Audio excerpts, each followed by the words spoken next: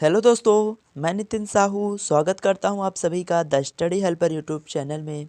दोस्तों, आज के इस वीडियो में हम सीखेंगे रासायनिक समीकरण को संतुलित करना। दोस्तों, यह topic class 10th board exam के लिए बहुत ही इम्पोर्टेंट टॉपिक है, क्योंकि इस टॉपिक से कई नंबर आपके बोर्ड एग्ज़ाम में पूछे जाते हैं। तो एक रिक्वेस्ट है कि वीडियो को पूरा लास्ट तक देखना, क्योंकि अगर आप वीडियो को लास्ट तक देखते हो तो आप छोटे समीकरण से लेकर बड़े बड़े रासायनिक समीकरण को संतुलित कर पाओगे। तो चलिए शुरू करते हैं। दोस्तों, रासायनिक समीकरण को संतुलित करने से पहले आपको जानना होगा एलएचएस और आरएचएस के बारे में।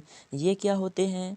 ये जो रासायनिक समीकरण होता है, इसमें जो तीर लगा होता है, इसके जो बाईं तरफ होते हैं उसे एलएचएस यानी कि लेफ्ट हैंड साइड कहते हैं, और जो दाहिने तरफ होते हैं उन्हें आरएचएस यानी कि राइट हैंड साइड कहते हैं।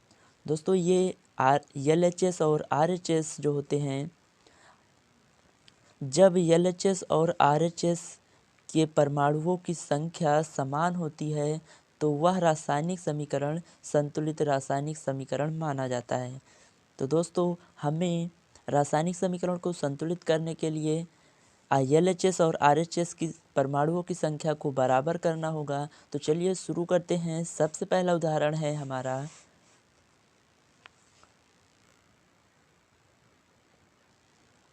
दोस्तों, पहला उदाहरण हमने लिया है नाइट्रोजन और हाइड्रोजन।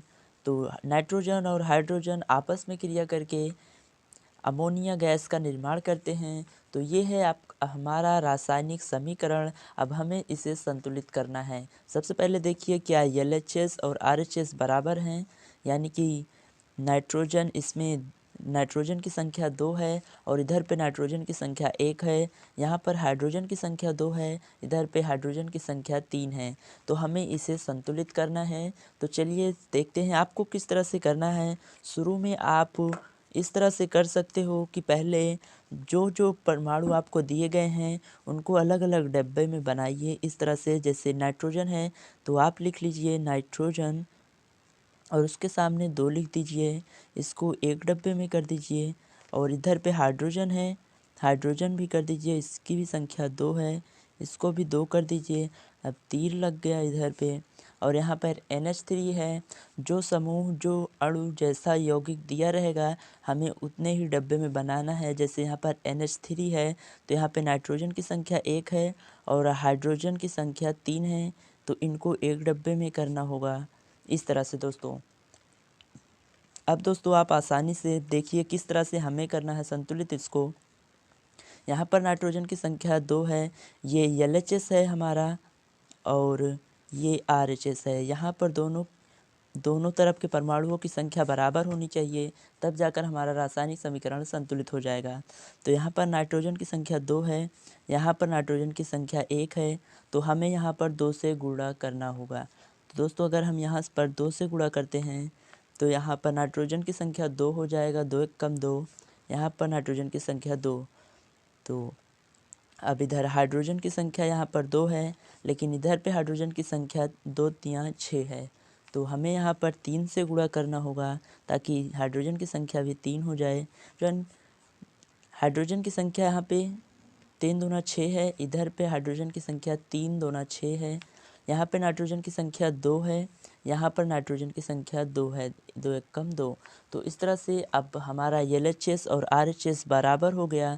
तो हम यहाँ पर लिख सकते हैं समीकरण में एन पर कुछ नहीं लिखे हैं, 3 जो है या H2 जो है यहाँ पर 3 लिखना है हमें, और यहाँ पर 2 से गुणा किए हैं।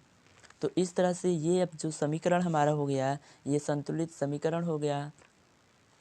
दोस्तों, इसी तरह से हमें रासायनिक समीकरण को संतुलित रासायनिक समीकरण में बनाना होता है। यह काफ़ी छोटा उदाहरण था। चलिए और नेक्स्ट एग्जाम्पल देखते हैं। दोस्तों, नेक्स्ट एग्जाम्पल में हम देखेंगे सोडियम लेंगे और साथ में H2O यानी कि जल लेंगे। अब इन दोनों की रासायनिक अभिक्रिया होती है और यहाँ पर NaOH बनता है जो कि आपका क्षारक है, और यहाँ पर H2 गैस बनता है। अब दोस्तों देखिए, यहाँ पर हमें इसे संतुलित करना है, अभी ये संतुलित नहीं है। तो इसके लिए वही काम करेंगे, जल्दी जल्दी से डब्बे बनाएंगे, सबके लिए आसानी से हो जाएगा, बहुत ही आसान है, घबराने की ज़रूरत नहीं है। यहाँ पे सोडियम की संख्या 1 है, इसको एक बॉक्स में कर दिए। इधर H2O है तो यहाँ पर H की संख्या 2 यानी हाइड्रोजन की संख्या 2, ऑक्सीजन की संख्या 1 है, इसको अलग डब्बे में कर दिए। अब तीर का निशान है, यहाँ पर NaOH, Na मतलब सोडियम की संख्या 1, ऑक्सीजन की संख्या 1 और हाइड्रोजन की संख्या 1 है, इसको अलग बॉक्स में करेंगे। और उसके बाद हाइड्रोजन है, उसकी संख्या 2 है, इसको अलग बॉक्स में करेंगे। तो दोस्तों इस तरह से हमारा ये कंप्लीट हो गया। अब जल्दी से इसमें गुणा भाग जो भी होता है, गुणा मतलब करके इसको संतुलित करते हैं। तो किस तरह से करेंगे, सबसे पहले देखिए, सोडियम की संख्या 1 है, इधर पे सोडियम की संख्या 1 है, यहाँ पर हाइड्रोजन की संख्या 2 है, और यहाँ पर हाइड्रोजन की संख्या 1 और यहाँ पर 2 मतलब 3। हाइड्रोजन की संख्या यहाँ पर 3 है और यहाँ पर हाइड्रोजन की संख्या 2 है। तो हम 1 से गुणा करेंगे तो 2 ही रहेगा, तो हमें 2 से गुणा करना पड़ेगा। तो यहाँ पर हम 2 से गुणा करेंगे तो हाइड्रोजन की संख्या 4 हो गई। अब यहाँ पर 2 और यहाँ पर 1 है, अगर हम यहाँ पे 2 से गुणा करेंगे तो ये 2 हाइड्रोजन की संख्या हो गई, और ये 2 हाइड्रोजन, 4 हाइड्रोजन, और यहाँ पर 2 दूना 4 हाइड्रोजन। हाइड्रोजन बराबर हो गया ऑक्सीजन। देखिए दोस्तों, यहाँ पर 2 एक कम 2 ऑक्सीजन है, और यहाँ पर ऑक्सीजन की संख्या 2 एक कम 2 है, यानी ऑक्सीजन भी बराबर है। और सोडियम का देख लेते हैं फिर से, आपको इसी तरह से देखना है बार बार कि सब बराबर है। लास्ट में जब आप देखिए सब सही है तो उसको लिख दीजिए। तो यहाँ पर सोडियम की संख्या 1 है और यहाँ पर सोडियम की संख्या 2 एक कम 2, यानी कि इधर 2 है तो यहाँ पर हम 2 से गुणा करेंगे तो ये भी संतुलित हो जाएगा। बस दोस्तों ऐसे ही करना है।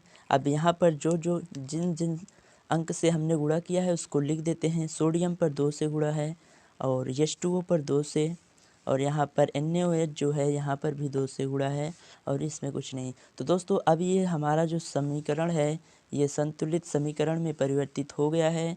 इसी तरह से आप कर सकते हो। अभी एक और एग्जाम्पल लेंगे, अब थोड़ा बड़ा एग्जाम्पल लेते हैं। दोस्तों अब की बार हम क्या लेते हैं, HNO3, जिसे आप जानते हो नाइट्रिक अम्ल कहते हैं, और प्लस में कैल्शियम हाइड्रोक्साइड CaOH का होल ट्वाइस। अब इस समीकरण को हमें संतुलित करना है। यह काफ़ी कठिन आपको लग रहा होगा बट बहुत ही आसान है। आप देखिए अभी कितनी आसानी से हम कर पाएंगे इसको। कैल्शियम नाइट्रेट, इसे हम CaNO3 का होल ट्वाइस बोलते हैं, और प्लस में H2O। अब दोस्तों हमें इसको संतुलित करना है, फिर से बॉक्स बनाएंगे और आसानी से संतुलित कर पाएंगे। चलिए दोस्तों देखते हैं, बहुत ही आसान है। यहाँ पर HNO3 है तो यानी कि H की संख्या 1, नाइट्रोजन की संख्या भी 1 है, और O3 यानी ऑक्सीजन की संख्या 3 है। इसको एक बॉक्स में करेंगे। प्लस में यहाँ पे कैल्शियम की संख्या 1 है, और OH का होल ट्वाइस मतलब ऑक्सीजन यहाँ पर 2 है और हाइड्रोजन भी 2 है। आप इस तरह से कर दीजिए। अब दोस्तों हमें क्या करना है, देखिए इधर कैल्शियम है, कैल्शियम की संख्या भी 1 है, और नाइट्रोजन जो है, नाइट्रोजन की संख्या 2 एक कम 2, यानी कि नाइट्रोजन की संख्या नाइट्रोजन की संख्या 2 है, और यहाँ पर ऑक्सीजन 3 दूना 6, ऑक्सीजन की संख्या 6 है। ये हमारा एक बॉक्स में होगा, और इधर पर H2O है, H की संख्या 2 और O की संख्या 1 है। तो दोस्तों अब चलिए हम इसे संतुलित करते हैं, काफ़ी आसानी से हो जाएगा, घबराने की ज़रूरत नहीं है। देखिए दोस्तों, सबसे पहले हमें क्या देखना है कि हाइड्रोजन की संख्या इधर पे 1 और यहाँ पे 2, यानी कि 3 हाइड्रोजन की संख्या इधर पे है, और इधर पे हाइड्रोजन की संख्या 2, सिर्फ 2 ही है। तो अब हमें क्या करना होगा, यहाँ पे 2 है, 1 से गुणा करेंगे 2 ही रहेगा, तो हमें यहाँ पे 2 से तो गुणा करना ही पड़ेगा कम से कम। तो हम 2 से अगर गुणा करते हैं तो ये 4 हो जाएगा, और यहाँ पर हाइड्रोजन की संख्या 2 है और यहाँ पर 1, तो अगर यहाँ से हम 2 से गुणा करेंगे, 2 हाइड्रोजन की संख्या और ये 2, 4 हो जाएगा। तो यहाँ से हम 2 हाइड्रोजन की यहाँ पर गुणा करेंगे तो अभी ये सब जगह पे गुणा हो जाएगा। यही हमें संतुलित करना होता है। तो दोस्तों देखिए, हाइड्रोजन की संख्या 2 और 2 4 हो गई, इधर पे भी 4 हो गई। नाइट्रोजन दोस्तों देखिए, यहाँ पे नाइट्रोजन की संख्या 2 एक कम 2 है और यहाँ पर नाइट्रोजन की संख्या 2 है, ये भी संतुलित है। अब दोस्तों यहाँ पे ऑक्सीजन 2 है, 3 दूना 6 है और यहाँ पर ऑक्सीजन 6 है और एक 7 नहीं, 7 नहीं, ये 2 एक कम 2 8, यानी कि ऑक्सीजन इधर पे 8 है, 6 और 2 8 हो गया और यहाँ पर ऑक्सीजन 3 दूना 6 और यहाँ पर 2 8, यानी ऑक्सीजन भी हमारा बराबर है। और उसके बाद आता है कैल्शियम। कैल्शियम देखते हैं, कैल्शियम एक, इधर भी एक है, सही। और ऑक्सीजन और हाइड्रोजन का तो हमने देख ही लिया। दोस्तों अब हम कह सकते हैं कि इस समीकरण का LHS जो है वो RHS के बराबर है। तो अब हम जिस गुणांक से जितना भी गुणा किए हैं उसे हम लिख देंगे। यहाँ पर HNO3 में हम 2 से गुणा किए हैं और यहाँ पर H2O में 2 से गुणा किए हैं। तो दोस्तों बस कितना आसान था ये वाली। देखिए, आपको देखने में इतना हार्ड लग रहा होगा, इतनी बड़ी रासायनिक अपक्रिया है, समीकरण है, लेकिन आप कितनी आसानी से इसे संतुलित कर दिए। काफ़ी आसान है दोस्तों। इसी तरह से आप प्रैक्टिस कीजिए, अपने बुक से कुछ क्वेश्चन को सॉल्व कीजिए, आप देखेंगे आप आसानी से कर पाएंगे। और कैसा समझ में आया आपको, वीडियो अच्छी लगी हो तो प्लीज़ अपने दोस्तों को भी शेयर कर दीजिए और लाइक कर दीजिए वीडियो को, और साथ ही साथ चैनल को सब्सक्राइब कर लीजिए। अगर चैनल पर पहली बार आए हो तो जल्दी से चैनल को सब्सक्राइब कर लो, क्योंकि क्लास 10th बोर्ड एग्ज़ाम के लिए यहाँ पर आपको काफ़ी सारी वीडियोस मिलेंगी जो आपको बहुत ही ज़्यादा मदद करेंगी आपके बोर्ड एग्ज़ाम में। साथ ही दोस्तों, अगर आपको किसी भी टॉपिक पर वीडियोस चाहिए तो आप मेरे को कमेंट करो, मैं उस टॉपिक पर वीडियो बनाने की पूरी कोशिश करूँगा। धन्यवाद दोस्तों।